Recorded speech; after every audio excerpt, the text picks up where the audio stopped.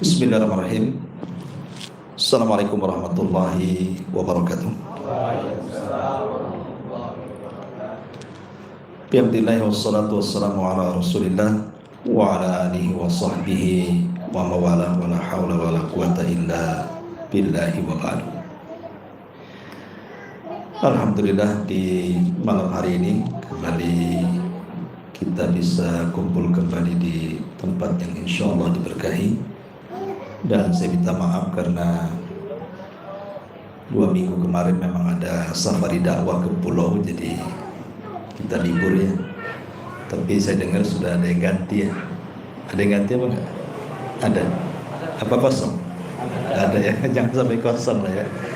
Kalau bisa jangan sampai kosong. Kalau saya tidak ada, cari aja ustaz yang lain supaya tetap ngaji. Tapi kita lanjutkan kajian kita, masih membahas tafsir dari surah-surah pendek dalam juz amma. Dan malam ini kita membahas surah Al-Ikhlas. Ma'asyiral muslimin yang dimuliakan Allah Azza wa Jalla, surat Al-Ikhlas itu di dalam Al-Quran ada 2. Pertama yang ma'ruf, yang kita sering baca, Qul huwallahu ahad Allahus samad lam yalid wa lam yulad wa lam yakul lahu kufuwan ahad.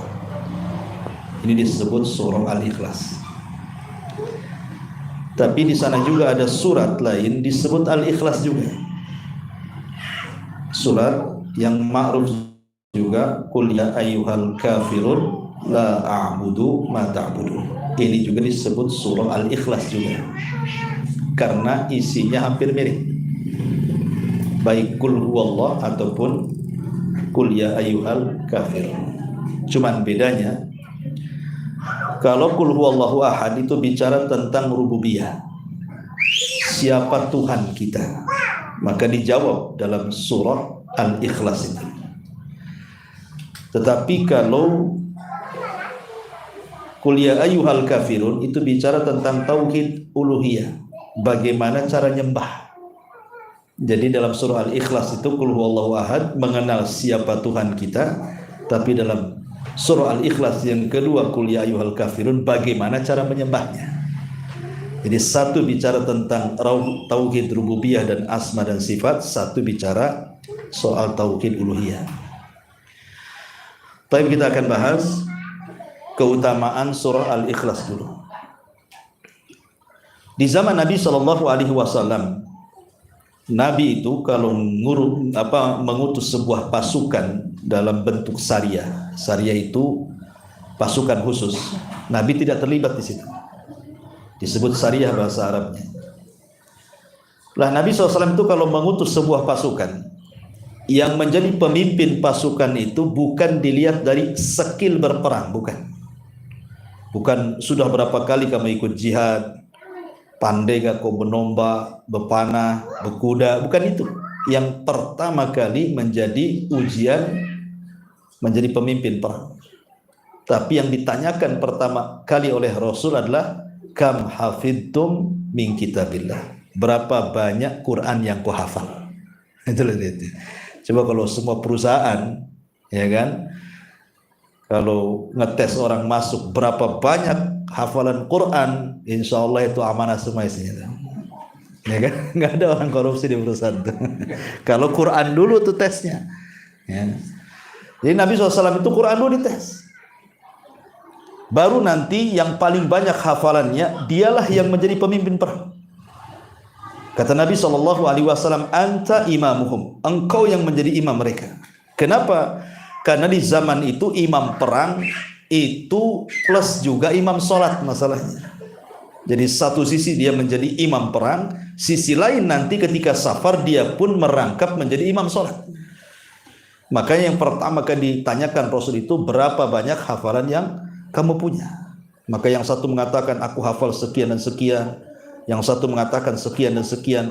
Maka yang paling banyak kata Rasul, anta imamuhum. Kalau begitu engkau yang berhak menjadi imam, karena engkau yang paling banyak hafalannya. Jadi suatu ketika Nabi SAW mengutus pasukan, sudah dipilih imamnya, berangkat nih pasukan. Lah selama safar nih, imamnya ini kalau sholat yang dibaca kulhu saja. Tentu sholat-sholat jahar ya, sholat-sholat maghrib, isya, subuh gitu ya. Jadi Fatihah kulhu, rakaat kedua Fatihah kulhu, asih itu saja. Jadi boring lah makmumnya nih. Masalahnya apa? Kan yang dipilih yang paling banyak hafalannya kan. Harusnya kan yang paling banyak hafalannya, banyak suratnya lah yang dihafal. Asih itu aja. Coba bayangkan.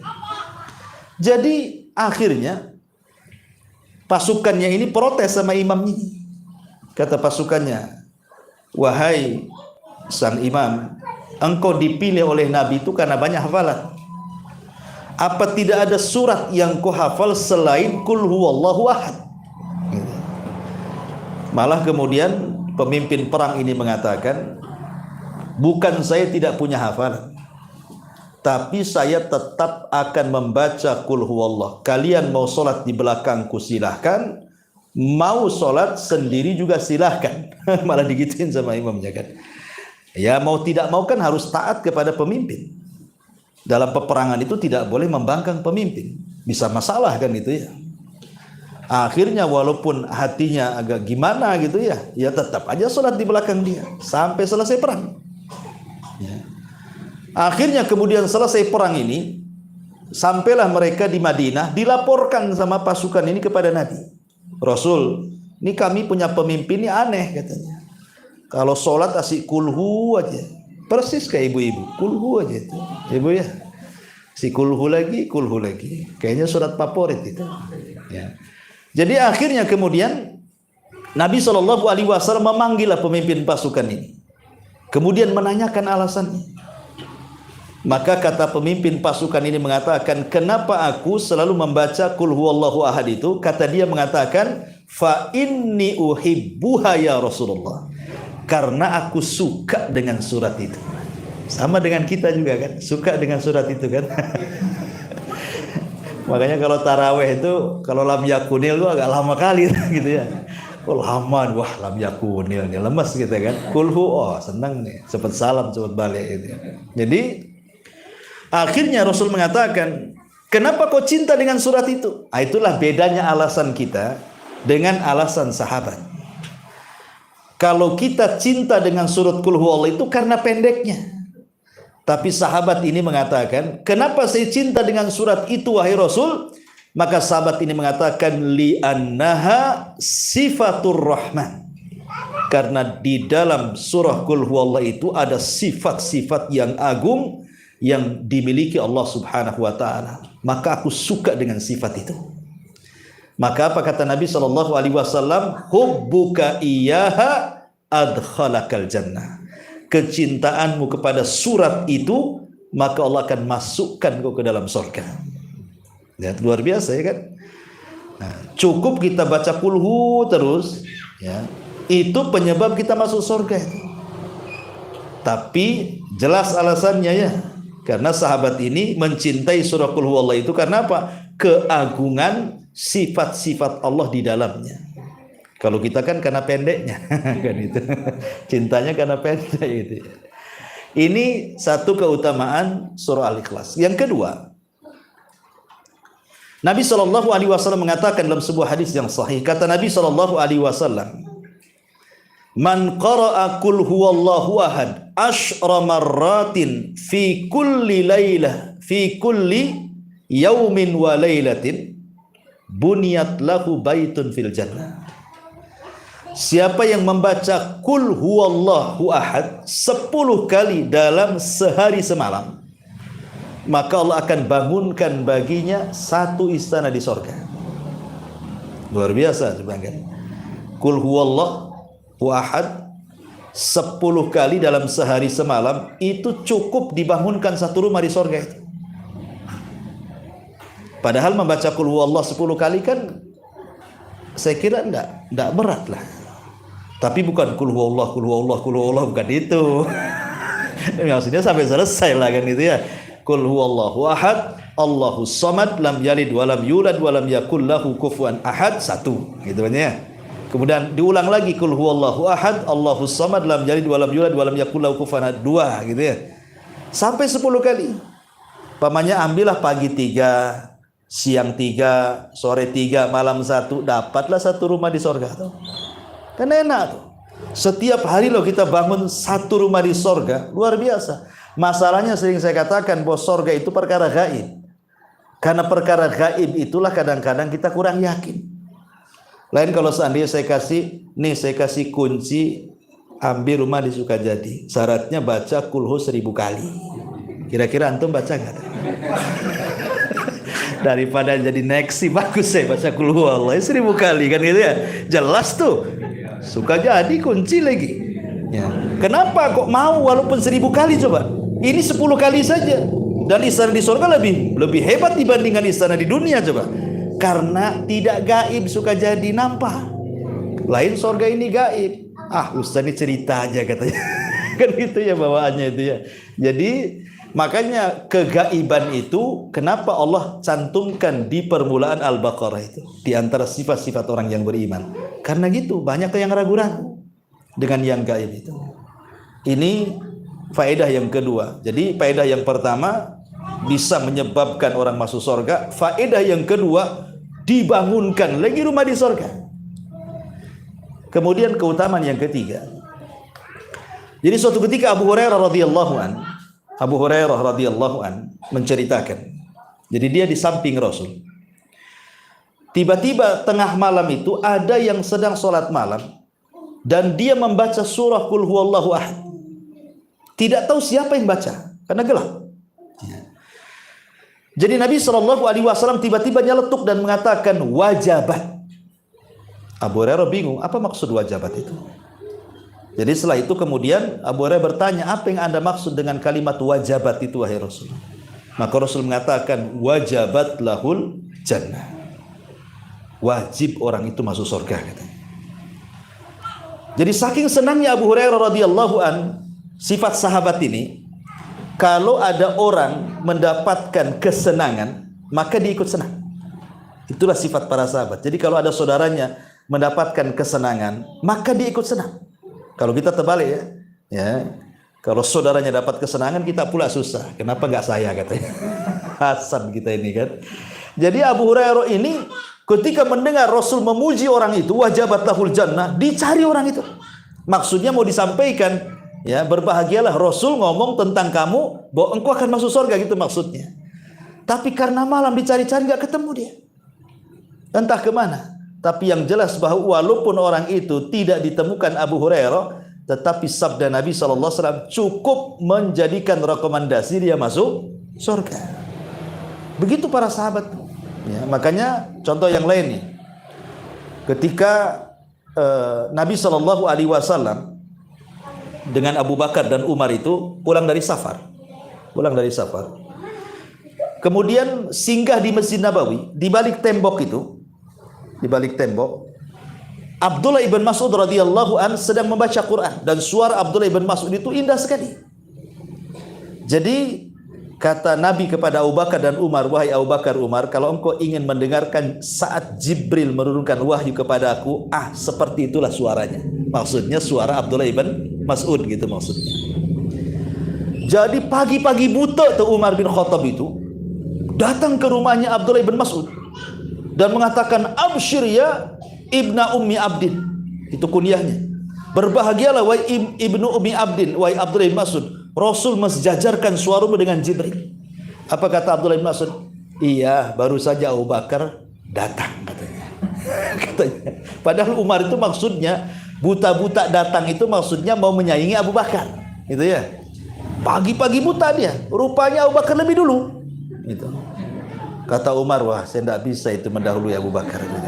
Asik kalah terus gitu ya. Tapi syahidnya di sini begitu sahabat tuh sifatnya. Kalau ada orang lain dapat kebahagiaan, ikut senang.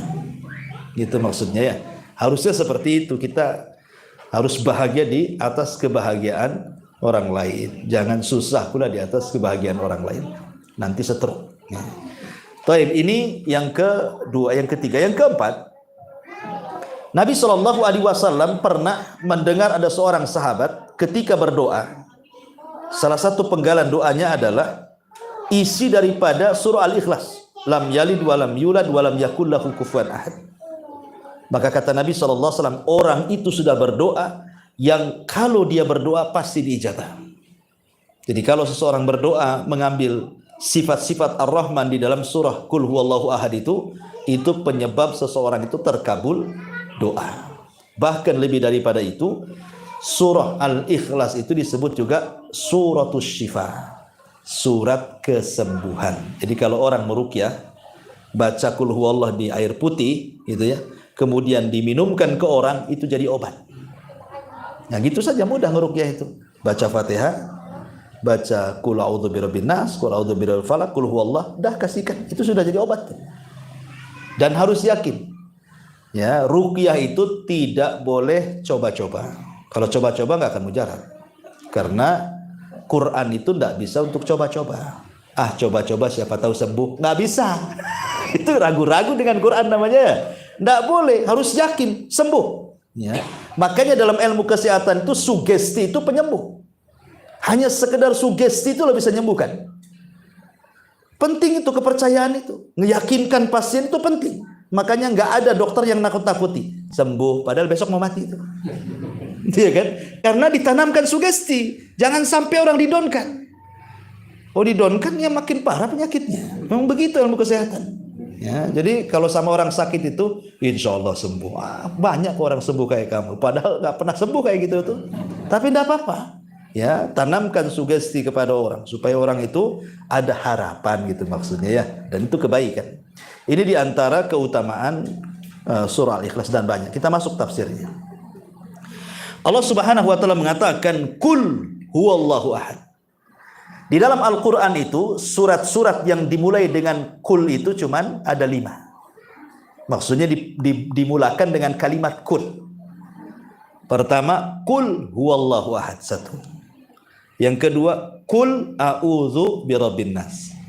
Yang kedua, yang ketiga, Qul a'udzu birabbil falaq. Ya.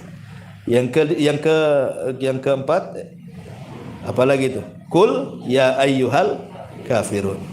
Yang kelima, suratul jin. Qul uhiya ilayya annahu istama'a nafarun minal jin. Jadi surah Al-Ikhlas, surah Al-Falaq, surah An-Nas, surah Al-Kafirun, dan suratul jin. Itulah Quran yang dimulai dengan kalimat Qul. Tapi kalau Qul di tengah ya banyak. Ya seperti yas'alunaka anil mahid qul huwa adan gitu ya. Yas'alunaka madza yunfikun qul ma anfaqtu min khairin. Tapi kalau dimulai dengan qul itu cuma ada 5 saja di Quran. Dan biasanya surat yang dimulai dengan qul itu karena sebab pertanyaan. Karena qul itu sebagai jawaban. Ya, jadi ada orang bertanya, maka jawabannya qul, katakan wahai Muhammad. Ini jawabannya. Gitu ya. Seperti yas'alunaka anil mahid, mereka bertanya-tanya soal darah haid. Qul, katakan ya Muhammad, ini jawabannya. Gitu ya. Yas'alunaka madza yunfikun, mereka bertanya-tanya soal kemana kalau saya punya uang diinfakkan. Qul ma anfaqtum, katakan ya Muhammad, nih harta ini diinfakkan ke ini gitu ya. Lah sama qul huwallah ini juga, ini adalah jawaban dari soalan. Jadi dalam asbab nuzul suratul Ikhlas ini ada 2. Pertama ada yang mengatakan bahwa ini pertanyaan dari orang musyrik, ada yang mengatakan pertanyaan dari orang Yahudi. Jadi orang-orang musyrik itu kita tahu bahwa orang musyrik itu mereka sesembahan mereka itu kan adalah manusia yang diagungkan, kemudian dipatungkan. Seperti contoh Lata. Ada namanya patung Lata, Uzza, Manat, Hubal kan? Lata itu diambil dari Lata Yalutu, mengadon roti. Ya, karena dulu ada orang soleh, kalau datang jemaah haji di zaman jahiliyah itu dia suka ngadon roti, kemudian digratiskan tuh, dibagikan ke jemaah haji itu. Jadi karena kebaikannya, kemudian dia meninggal, kemudian dibuatlah berhala namanya Lata. Ya, maka disembah. Ya. Begitu juga Lata, Uzza, Manat, dan begitu seterusnya. Jadi bagi mereka sesembahan itu harus jelas. Ya, seperti Lata ini kan dulunya manusia, jelas bapaknya, jelas ibunya kan itu ya. Jadi orang-orang Arab itu menyangka bahwa Nabi SAW itu menyembah kepada Tuhan yang ada bapak, ada ibu. seperti orang Nasrani menganggap Isa anak Tuhan kan itu ya. Tapi ibunya manusia, Maryam. Kemudian Yahudi Uzair menganggap anak Tuhan dan begitu seterusnya. Jadi orang-orang musyrikin bertanya kepada Rasul, "Ya Muhammad, siflana rabbak." Muhammad, sifatkan Tuhanmu kepada kami seperti apa? Ibnu man, anak siapa dia katanya. Jadi anak siapa tuh Tuhanmu tuh? Maka Nabi SAW terdiam sampai turun, "Kul," katakan ya Muhammad, "Kul huwallahu ahad." Allahu ahad. Tuhanku Allah yang esa. Dia somad, semua manusia bergantung kepadanya. Lam yalid walam yulad, tidak melahirkan dan tidak dilahirkan. Walam yakul lahu kufuwan ahad, dan yang tidak ada yang sekufu, seimbang dengan dia.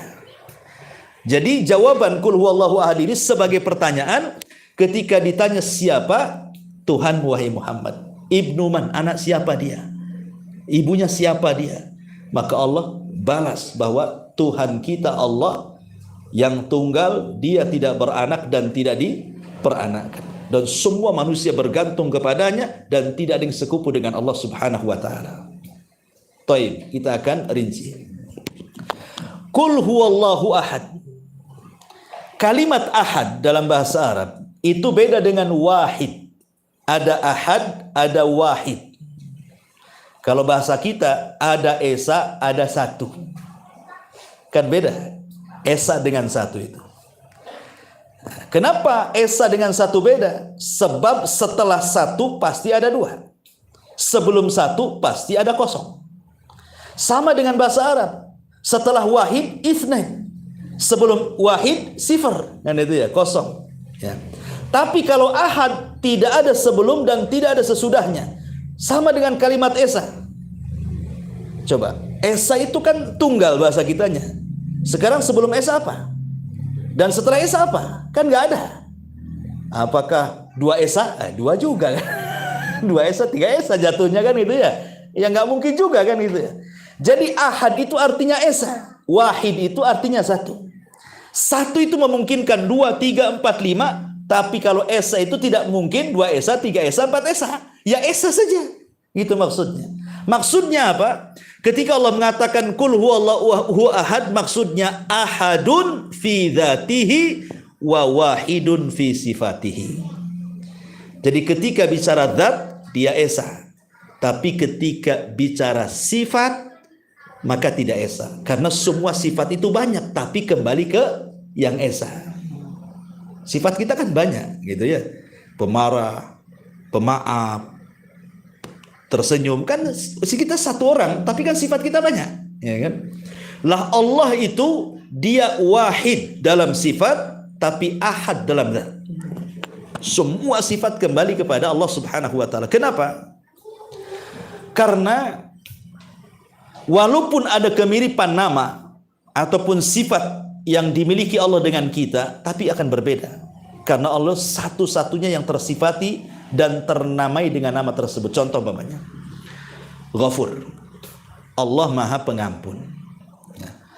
Ketika Allah disifati dengan Ghafur, Allah Maha Pengampun, maka selamanya Allah itu pengampun, selamanya. Tapi manusia tidak selamanya pengampun. Satu kali kita berbuat salah minta maaf, oke dimaafkan. Dua kali berbuat salah masih dimaafkan. Tiga kali ditutup pintu maaf, enak aja bolak-balik kamu minta maaf. Ada batasnya pengampun manusia itu. Pasti ada batasnya. Allah Maha Pemberi. Pemberi Allah itu selamanya. Tapi kalau kita minta sama orang, satu kali dikasih, dua kali dikasih, tiga kali diusir. Kau ini pengemis kau ini katanya. Bolak-balik minta saja katanya. Kerja sana. Kan ujung-ujung kan marah gitu. Tapi Allah justru terbalik. Kalau kita minta kepada Allah, kemudian berhenti meminta, Allah murka. Tapi kalau kita meminta kepada manusia, berhenti meminta, manusia senang tuh. Sebab kalau makin banyak meminta kepada manusia, manusia pasti murka. Tapi kalau kita tidak meminta kepada Allah, pasti Allah murka. Nah, itulah bedanya, ya, makhluk dengan Khalik di sini. Karena dia ahad dalam segala sesuatu. Allahu ahad. Kemudian Qul huwallahu ahad, Allahus samad. Apa makna samad? Makna somad itu artinya semua makhluk bergantung kepada Allah. Ini yang harus dipahami. Kalau orang itu paham kalimat somad, itu tenang hidupnya tuh. Kenapa? Karena kita punya Tuhan yang bisa digunakan tempat bergantung. Kalau Anda bergantung kepada makhluk, seberapalah kekuatan makhluk itu? Pamannya punya kawan orang dalam di kepolisian, purnawirawan, selesailah, nggak bisa lagi, ya kan? Punya pengacara hebat, sekali setruk nggak bisa ngomong. Apa gunanya pengacara nggak bisa ngomong? Pengacara kan ngomong cari duitnya kan. Sekali setruk belok tuh mukanya, nggak bisa ngomong, selesai deh. Ya. Apa coba? Sesuatu yang disandarkan kepada makhluk itu ada batasnya, ada batasnya. Tetapi kalau disandarkan kepada Allah Azza wa Jalla tidak ada batasnya. Ingat, Allah itu yang menciptakan kita, yang terkadang juga menurunkan kesulitan. Dia juga yang mengangkat kesulitannya. Makanya bergantunglah kepada Allah, dengan kata lain bertawakallah kepada Allah Subhanahu wa taala. Karena hanya Allah lah tempat bergantung semua manusia. Tawakal kepada Dia. Ya. Dan kalau kita jabarkan luar biasa, ya. Baik. Kemudian Allah mengatakan qul huwallahu ahad, Allahus samad, lam yalid wa lam yulad. Allah tidak melahirkan dan Allah tidak dilahirkan. Maknanya di sini Allah tidak punya ibu, Allah tidak punya bapak, Allah tidak punya pasangan, Allah tidak punya anak. Ya. Lam yalid wa lam yulad itu artinya begitu. Allah tidak punya anak, Allah tidak punya pasangan, Allah tidak punya bapak, Allah tidak punya ibu. Ya Allah tunggal. Dari sini bantahan kepada siapa? Pertama kepada orang Yahudi. Orang Yahudi itu menganggap Uzair itu anak Tuhan. Begini ceritanya. Dahulu ketika Nabi Yahya dibunuh secara sadis, dipenggal kepalanya, kemudian digunakan mahar wanita pelacur kepada Raja Romawi. Kemudian setelah Yahya meninggal dipenggal, rupanya bapaknya Zakaria tidak lepas dari pembunuhan. Masuk ke hutan, masuk ke dalam pohon, digergaji juga, mati juga. Ya, kemudian setelah itu Isa pula jadi sasaran. Tapi Isa diangkat ke langit sehingga dia selamat. Ya.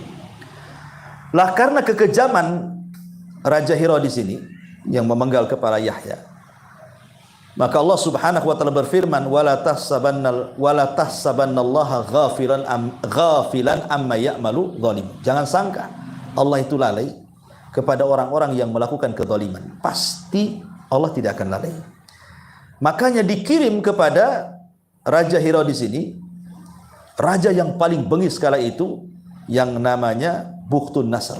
Itu penguasa Babylon Irak.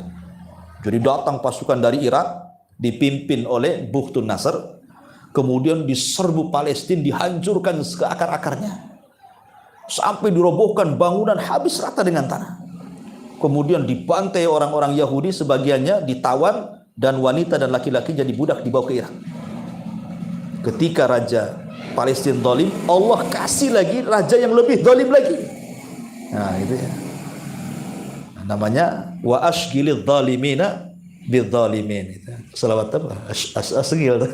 Wa asgilidz zalimina bidzalimin. Jadi orang zalim disibukkan lagi dengan orang zalim. Ya. Jadi setelah kemudian dibawa kan, diperbudak gitu ya, dibawa ke Irak. Akhirnya kemudian ma'asyiral muslimin yang dimuliakan Allah Subhanahu wa taala, jadi Palestina itu kosong, jadi negeri mati. Ya karena tadi kotanya hancur, dihancurkan Bukhtun Nasr. Lah ketika itu lewat seorang nabi, namanya Nabi Uzair. Ya, itu di Al-Quran tidak menyebutkan namanya, tetapi syaratnya ada dalam surah Al-Baqarah. Au kalladzi marra ala qaryatin wa hiya khawiyatun ala urushiha. Ketika ada seorang nabi lewat, melihat kota Palestina hancur sampai ke akar-akarnya, dihancurkan Bukhtun Nasr. Jadi Nabi Uzair ini termenung, nengok kota yang hancur itu. Kemudian terucaplah dia mengatakan, anna yuhyillah ba'da mautiha.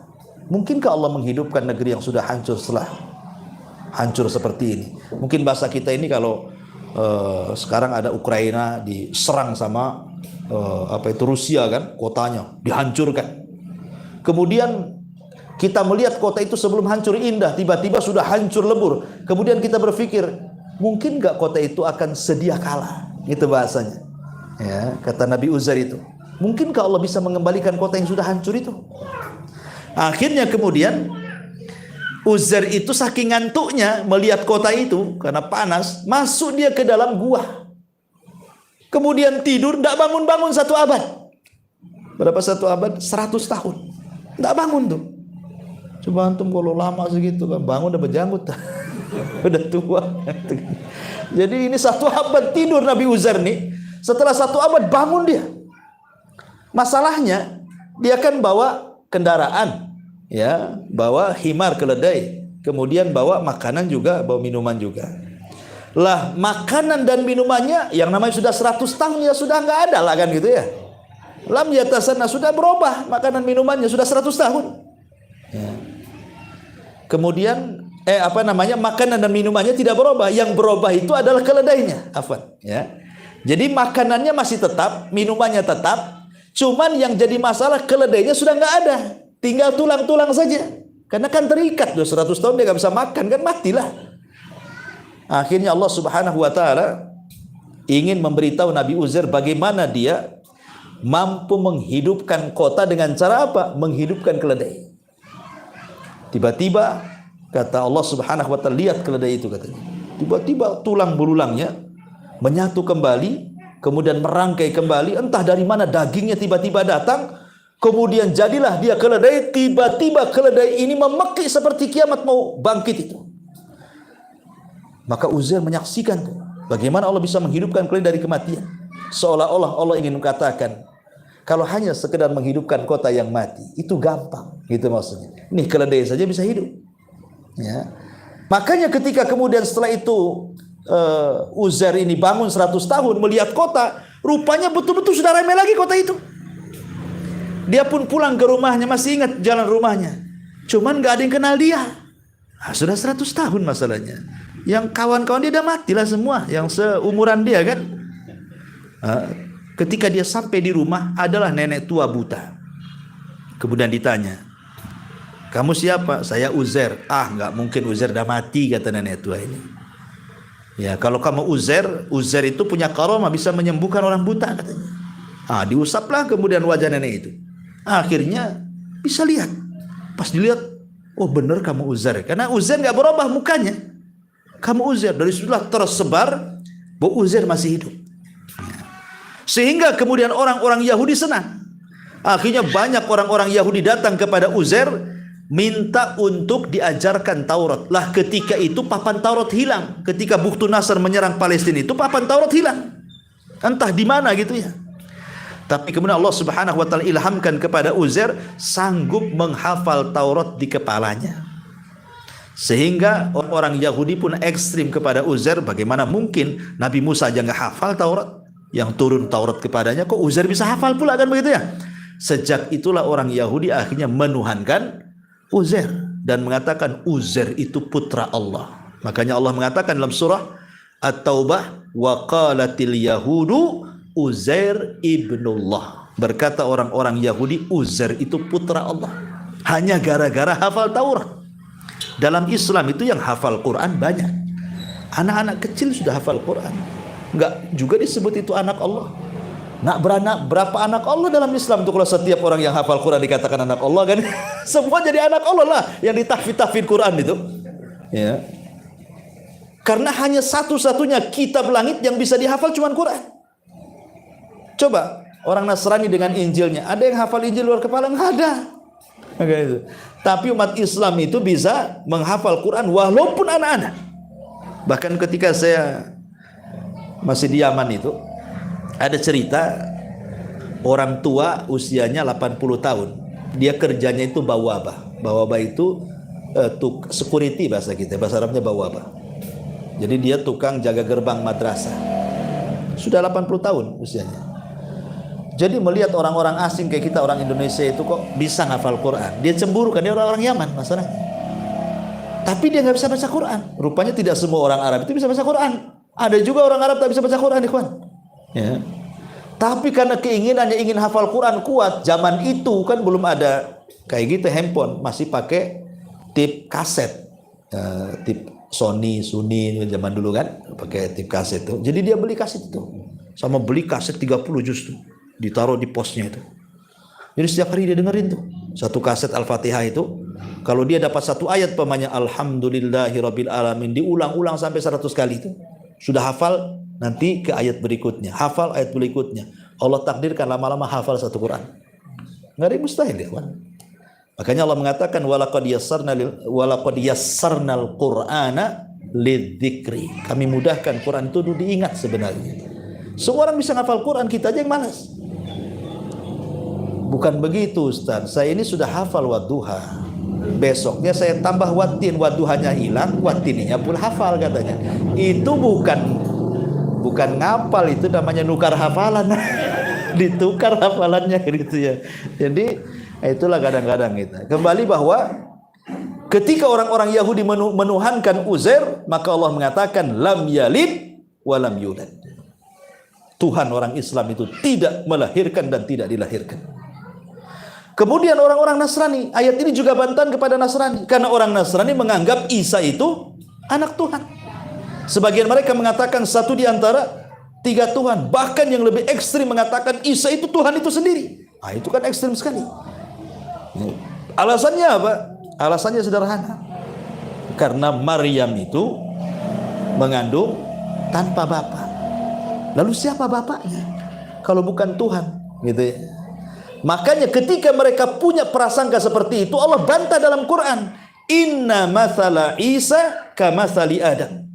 Permisalan Isa itu sama dengan Adam. Kalau kau bilang bahwa Isa itu anak Tuhan gara-gara tidak ada bapak, Adam jauh lebih hebat lagi, gitu maksudnya. Dia tak ada bapak, tak ada ibu, Isa masih ada ibu. Kenapa Anda katakan Adam Nabi tidak anak Tuhan, tapi Anda katakan Isa anak Tuhan? Padahal kalau secara tabiat kehebatan Adam lebih hebat lagi, nggak ada bapak, nggak ada ibu. Harusnya dia lebih anak Tuhan lagi. Tapi kenapa mereka tidak mengatakan Adam anak Tuhan? Makanya Allah bantah ini. Permisalan Isa itu sama dengan Adam. Allah sanggup menciptakan orang tanpa ayah, tanpa ibu, Adam. Allah sanggup menciptakan orang tanpa ada ibu, Isa. Allah sanggup menciptakan tanpa ayah, Hawa. Kan itu ya? Jadi ini kan kekuasaan Allah semua tuh. Adam, Hawa, Isa, ini kan keajaiban. Yang satu nggak ada ayah, nggak ada ibu, Adam. Yang satu nggak ada bapak, Hawa, gitu ya. Yang satu nggak ada ibu, Isa, nggak ada ayah, Isa nggak ada bapak, Isa nggak ada ibu, Hawa, kan gitu. Dan ada makhluk yang ada ibu bapaknya seperti kita. Jadi ini nggak heran bagi kita kan? Kenapa gara-gara tidak ada bapak kemudian dituhankan? Makanya Allah mengatakan lam yalid wa lam yulad. Ingat, Tuhan Islam itu tidak melahirkan dan tidak dilahirkan. Atau bantahan kepada orang musyrik Arab di zaman itu, karena menganggap malaikat itu putri-putri Allah, banatullah. Makanya turun lam yalid wa lam yulad. Allah tidak punya anak putri. Ya. Makanya turun tidak melahirkan dan tidak dilahirkan. Walam yakul lahu kufuwan ahad. Dan Allah itu tidak ada yang sekufu dengan dia, sebanding dengan dia, enggak ada. Ya. Makanya kenapa Allah itu tidak, hikmah kenapa Tuhan tidak bisa dilihat?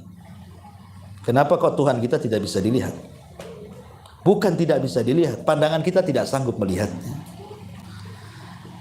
Supaya ketika kita ini menggambarkan Tuhan, tidak bisa menggambarkan kecuali dari berita yang thiqah, yang terpercaya. Karena begini ya, mensifatkan Tuhan itu sama dengan mensifati sebuah barang. Contoh nih, ini handphone ya. Ada orang pernah melihat handphone ini, kemudian dia bisa, saya tahu handphonenya Ustadz Abu Humairah itu warnanya hitam, tablet udah jelek, udah lecek umpamanya kan, karena pernah lihat, bisa disifati. Ya. Ataupun saya tahu handphonenya Ustadz Abu Humairah itu ada kembarannya, itu sama-sama iPhone sekian, saya tahu tuh. Ya. Atau yang ketiga, Mungkin dia dapat kabar dari orang yang pernah melihat. Ya kan? Dia tidak pernah melihat, nggak ada pula kembaraannya, tetapi dia dapat kabar dari orang yang pernah melihat handphone saya dicerita. Lah, Allah juga sama. Sekarang kalau mensifati Allah dengan cara Allah pernah dilihat, mustahil. Tidak ada orang yang pernah melihat Allah. Berarti tidak mungkin mensifati Allah dengan sesuatu yang pernah dilihat. Yang kedua, mensifati Allah dengan kembarannya, mustahil. Allah nggak punya kembaran. Ya, berarti yang memungkinkan mensifati Allah itu dengan apa? Dengan orang yang Allah percaya untuk menjelaskan siapa dia. Dan itu hanya satu, Nabi. Ya kan? Berarti ketika kita bicara tentang nama dan sifat bagi Allah, yang tahu tentang Allah adalah Allah sendiri. Yang kedua, makhluk kepercayaannya para nabi. Sehingga kalau kita bicara tentang zat Allah, maka kita tidak bisa bicara kecuali dengan wahyu. Nggak bisa dengan wahyu. Ya. Dan itulah kita bersyukur ikhwan. Dengan adanya Quran, dengan adanya hadis Nabi SAW, sehingga kita bisa mensifati siapa Tuhan kita. Bahkan juga bukan hanya itu, diajarkan bagaimana cara menyembahnya. Coba bayangkan, kalau seandainya tidak ada Nabi yang diutus kepada kita, tidak ada Quran yang diturunkan kepada kita, kira-kira nih, manusia ketika mensifati Tuhan seperti apa? Coba, nggak kebayang sama saya. Pasti dia akan mensifati Tuhan itu sesuai dengan yang didengar, sesuai yang dilihat, sesuai yang dipikirkan kan. Sehingga apa yang terjadi pasti akan banyak Tuhan tuh. Makanya kita lihat orang-orang yang di dalam hutan sana, ya kan, anggaplah nggak ada ustadz masuk, nggak ada Quran masuk, tapi kan mereka nyembah juga, walaupun nyembah pohon itu ya, atau nyembah batu atau nyembah apalah, intinya kan nyembah juga tuh. Ya. Pertanyaannya, kenapa mereka sampai nyembah pohon, nyembah batu? Karena tidak sampai kepada mereka wahyu masalahnya. Sehingga ketika tidak sampai wahyu kepada mereka, akhirnya mereka merancang Tuhan itu sesuai apa yang mereka dengar, apa yang mereka lihat, apa yang mereka pikirkan. Sama dengan orang barat ketika menggambar alien. Orang barat itu tidak pernah ketemu alien ya kawan. Kita aja ditipu sama orang itu. Ya. Ada orang Amerika ketemu alien? Enggak. Cuman kan mereka berimajinasi tinggi kan. Oh, jangan-jangan alien itu begini, dia ada antennya, dibuatlah kasih anten. Nah gitu ya. Oh, mungkin kupingnya besar, dibuatlah kuping besar. Oh, mungkin kepalanya besar, badannya kecil, dibuat kayak gitu. Itu kan kira-kira mereka tidak pernah ketemu loh. Lah itulah terjadi kalau seandainya orang tidak pernah membaca Quran, tidak pernah membaca hadis, kemudian mensifati siapa Tuhannya, maka persis seperti orang barat membayangkan alien.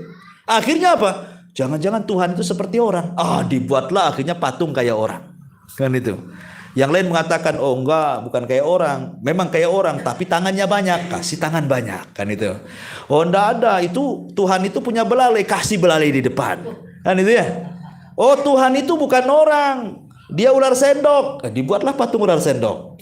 Orang kalau berpikir Tuhan sesuai dengan yang dipikirkan, nanti akan banyak macam jenis Tuhan tuh. Makanya saya pernah baca itu satu kitab itu tentang perkembangan agama di India. Di India itu 1000 agama lebih berkembang di sana.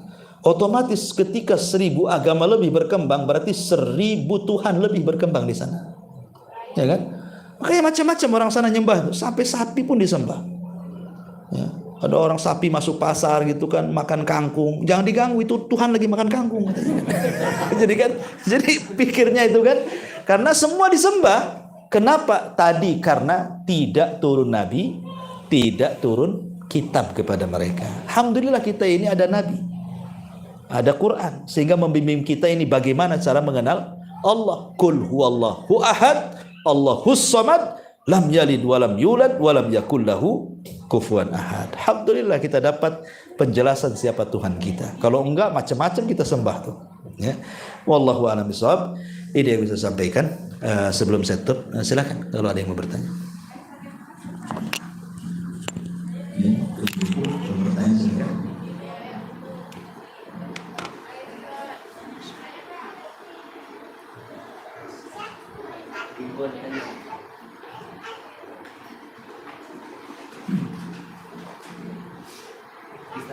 Oke. Dan untuk menanggapi ini Ustaz, ada yang juga yang bilang Tuhan itu ada di mana-mana. Nah, kadang-kadang ada yang bilang ada di dekat tadi. Itu gimana menanggapinya Ustaz? Ada ya, itu juga ada dilema juga di dalam. Iya. Alhamdulillah. Sebenarnya pemahaman seperti ini itu ada sejarahnya. Jadi dahulu ada orang namanya Jaham ibn Safwan. Jaham ibn Safwan. Dia berguru kepada Jad ibn Dirham. Jad ibn Dirham berguru kepada Aban ibn Sam'an. Aban ibn Sam'an berguru kepada Talut. Talut berguru kepada saudari daripada Labid ibn Asam. Labid bin Asam itu penyihir Nabi. Jadi silsilahnya ilmunya Jaham ibn Safwan ini dari penyihir Nabi. Jaham ibn Safwan ini berdebat dengan seorang kelompok yang disebut dengan Sumaniyah. Jadi orang-orang Sumaniyah ini mereka tidak menyembah kecuali Tuhannya harus mencocoki panca indera. Kalau bisa dilihat, bisa disentuh, bisa dicium, baru mereka sembah. Kalau nggak nampak nggak mau nyembah mereka. Ya, mereka mau nyembah kepada Tuhan yang nampak saja. Itu namanya kelompok Sumaniyah. Ya seperti orang-orang penyembah berhala umumnya lah, Hindu, Buddha dan yang semacamnya lah kan. Itu kan arcanya ada gitu ya.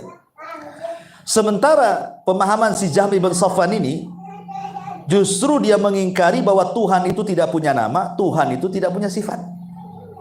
Kenapa? Kalau Tuhan punya nama nanti sama dengan makhluk.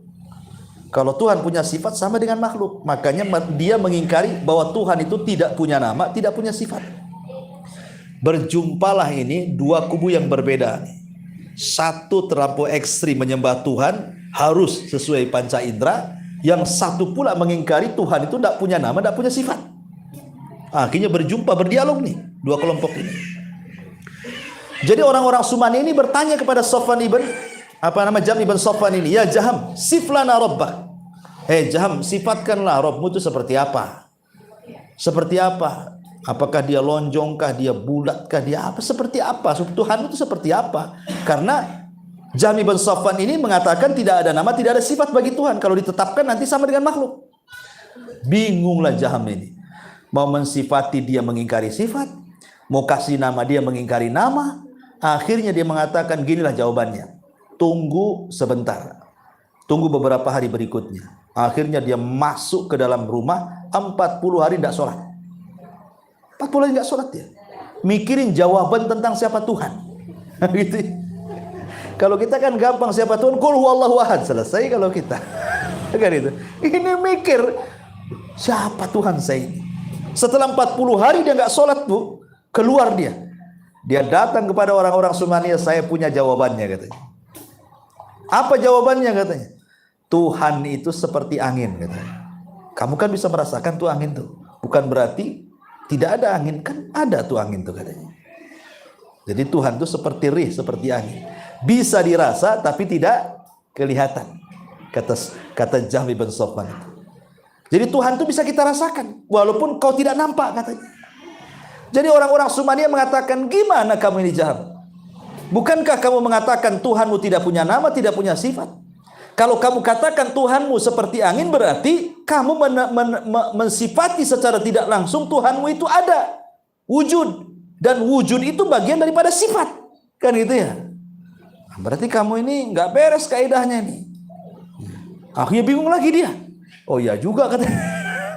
Berarti wujud itu kan sifat, dia sifat wujud kan itu ya. Padahal dia mengingkari tidak ada sifat, tidak ada nama. Saking bingungnya akhirnya dia asal jawab. Dia mengatakan Tuhanku tidak di dalam alam, tidak juga di luar alam katanya. La dakhilal alam wala kharijahu katanya. Tuhanku adalah tidak di dalam alam, tidak juga di luar alam. Lalu di mana-mana? Di mana-mana. Itu maksudnya ya. Gitu loh. Ya. Jadi ini ada kisahnya itu. Jadi pemahaman ini sebenarnya berasal dari seorang nama Jaham ibn Safwan yang kemudian akidahnya disebut Jahmiyah. Ya. Dan ini bahaya pemahaman Allah di mana-mana kan? Karena kita ahli sunnah diajarkan bahwa Allah itu di atas ketinggian, di atas langit gitu ya. Ar-Rahman 'alal arsy istawa. Makanya kalau kita berdoa, kemana antum arahkan doa? Pasti ke langit. Mau kemana lagi diarahkan doa? Ke langit. Nggak ada orang berdoa itu kecuali ke langit. Apalagi dalam posisi genting, di kapal mau tenggelam, pasti orang akan ke langit mengarahkan. Bahkan orang awam saja kalau ditanya, kapan lu kawin? Saya serahkan ke yang di atas. Itu orang awam tuh. Dia ngomong gitu. Saya serahkan ke yang di atas katanya. Artinya kan dia meyakini kan bahwa secara fitrah itu Tuhan di atas. Ya, dan kita harus yakini selesai sebenarnya. Tanpa harus membagaimanakan, tanpa harus menanyakan. Pokoknya Tuhan di atas, selesailah gitu. Karena kita tidak boleh juga terlalu dalam mempertanyakan zat Allah masalahnya. Kalau di atas, di mana dia? Mulai terhayal kan itu. Nggak boleh, sudah Allah di atas, selesai. Ya, jangan cerita macam-macam, karena kalau sudah mengenai zat Allah itu, jangan terlampau dalam. Kata Imam Syafi'i, pikirkan makhluk Allah, jangan pikirkan zat Allah. Karena memikirkan zat Allah itu tidak akan menambah iman. Tapi kalau memikirkan makhluk Allah, menambah iman. Seperti Allah mengatakan, afala yanzuruna ilal ibili kaifa khuliqat. Tidakkah kau lihat unta itu diciptakan? Lihat unta diciptakan. Kok ada binatang seperti unta? Dia bisa nggak minum 3 bulan nggak mati? Ya, coba antum punya kucing, jangan dikasih minum seminggu, apakah mati? Ini unta 3 bulan tak minum tak mati. Yang kedua, unta ini kalau dia safar, kemudian pulang, dia tahu jalannya, walaupun 1 kali jalan, padahal dia tidak ada Google Map, dia bisa balik tuh. Ya, berarti menunjukkan apa? Ada insting unta itu. Makanya wajar unta itu binatang pantas di padang pasir. Karena orang kalau ke padang pasir pasti nyasar. Tapi kalau unta tidak nyasar, dia tahu jalan pulangnya. Itu hebatnya unta. Ya, dan unta ini kalau lihat orang, jangan disakiti. Dendamnya itu nggak akan lupa walaupun antum sudah tua. Pokoknya antum pernah nyakiti dia nih, ketika usia antum 20 tahun. Kemudian ketemu lagi dengan dia di usia 50 tahun, dia masih ingat wajah antum tuh. Kurang ajar nih katanya. Iya, masih tahu tuh. Dia tahu unta itu. Makanya kenapa Allah mengatakan, apakah tidak kau lihat bagaimana unta diciptakan tuh? Kok makhluk ada kayak gitu tuh, ya kan? Siapa yang menciptakan makhluk kayak gitu kalau bukan Allah? Dan unta itu pencemburu. Jangan sampai kandangnya diduduki orang. Jadi mamanya kalau kambing ini kita duduk di kandang dia, nggak peduli kan kambing itu. Mau tidur sama dia pun nggak peduli. Tapi jangan tidur di kandang unta. Antum bisa disepak. Ya, makanya Rasul melarang tidak boleh sholat di kandang unta. Boleh sholat di kandang kambing. Karena kambing nggak akan dendam sama kita. Kalau unta cemburu dia. Apalagi dekat betinanya, cemburu. Makanya kalau istri gue udah nggak cemburu itu, anda masih bagus unta. Kan gitu ya. Ya. Wallahu a'lam ya. Iya, saya kira cukup. Ya, sudah jam 9 lebih. Subhanallah bihamdika, asyhadu an la ilaha illa anta astaghfiruka wa atubu ilaik. Allahu ta'ala. Assalamualaikum warahmatullahi wabarakatuh.